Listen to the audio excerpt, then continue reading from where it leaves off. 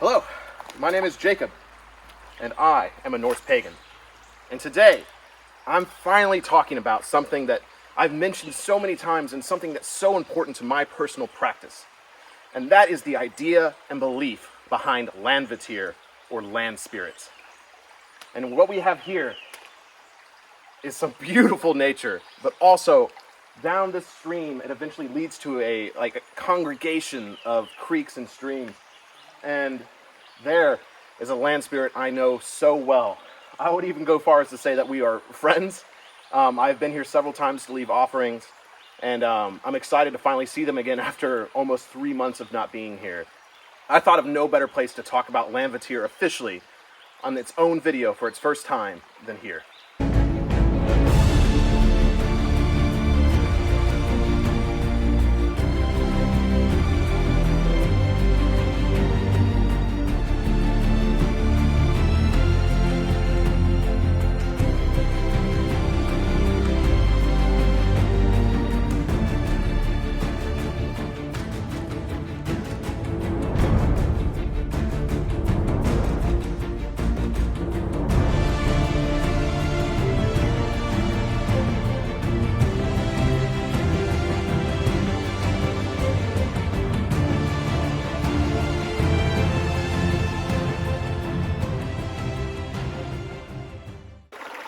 So what is a Landvaettir?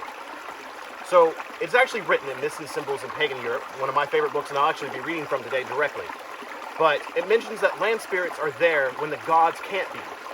So when we have issues on our land, or issues that the gods can't be reached about, we go to land spirits, we go to Landvaettir, because they are tied to the land, they are tied to a place, whereas the gods are off doing the things the gods do, and so they're not always there for us. So when we need something, we need that connection, we go to nature, we go to places like this, and we connect to Midgard, we connect to the Vanir. I mean, it talks about how the land spirits are also in tandem with elves and dwarves and fairies and all these mythological elements that we hear about. It's all tied to nature, and whether you believe there are actually elves or fairies, what we all can agree on is that nature is beautiful, and nature feels like home. So that is what Landvaettir are. They're a way to connect to our home.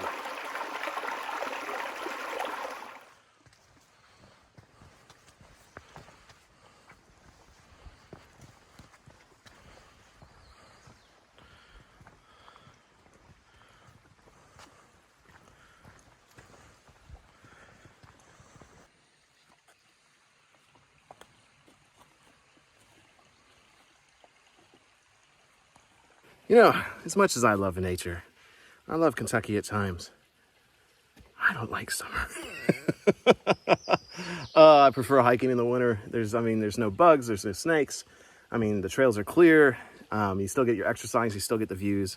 I mean, don't get me wrong, it's beautiful through here, but I'm so hot already. So the way I'm giving this offering to this Landvaettir is I brought carrots and apples, so something from the earth and from trees, so from nature. And this is very similar to what I usually give. Sometimes I'll give flowers. In fact, I mean, one of the my Norse pagan offerings video, I mean, the whole thing is to a Landvaettir. So if you want to watch that, I'll go into more details on the process. But essentially, I had carrots and apples. I sliced them up, and I placed them on this slab. So I had to walk down to the center of all these streams and creeks. And so I had this slab of rock that I actually placed everything on that I got from the creek. So this, it just ties it together for me.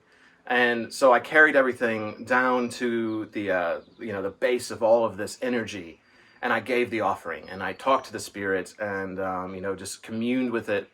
I treat spirits more like friends, whereas gods I treat more like celebrities until I get to know them more.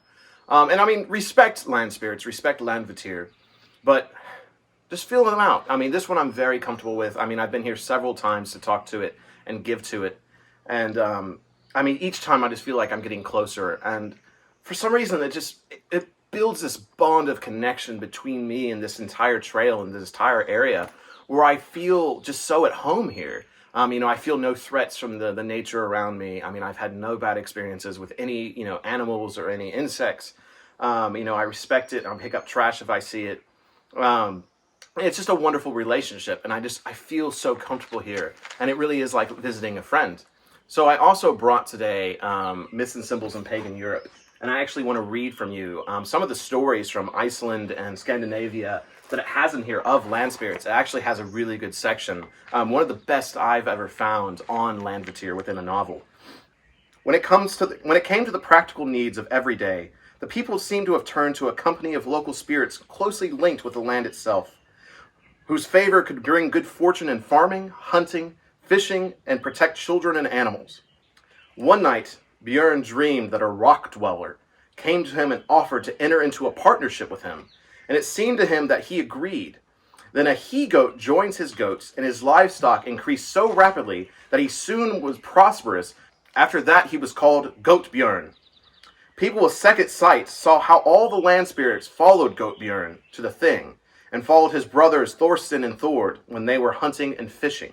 Goat Björn was held in considerable respect, and it is noted in the records that many great men of Iceland, bishops and laymen, were among his descendants. So this is a really interesting tale because Iceland is one of the hubs for land spirits. We hear reference in Norway, in Sweden, but really Iceland is said to be teeming with these things. And maybe it's because, the religion survived there in some way, or at least in a bigger way than in other places. So this idea is not quite left. In fact, there's many stories from, recent history of these land spirits still existing. I was talking to a woman I met who was a park ranger, who was a retired park ranger, and she traveled to Iceland, and the people she met even talked about these spirits that still lived in the land. So it's something that hasn't quite escaped. And it's something that here in America, here in Vinland, that I feel these spirits when I come to places like this. I don't think they've left this land, and I think it's our duty to cherish them and nourish them and bring them back to the fold of religion.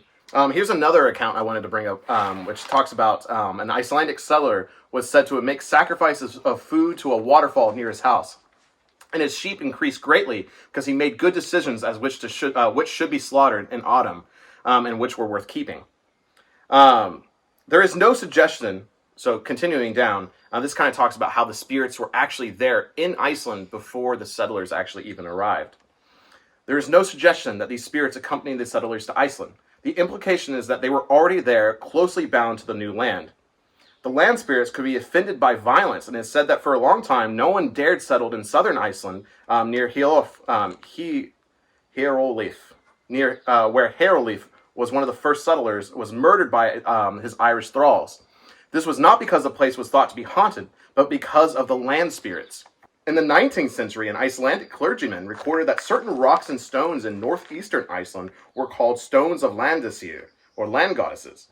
It was said to be unwise to make a noise near them, and children were forbidden to play there, for bad luck would come if they treated anything with disrespect. And there's tons of more examples.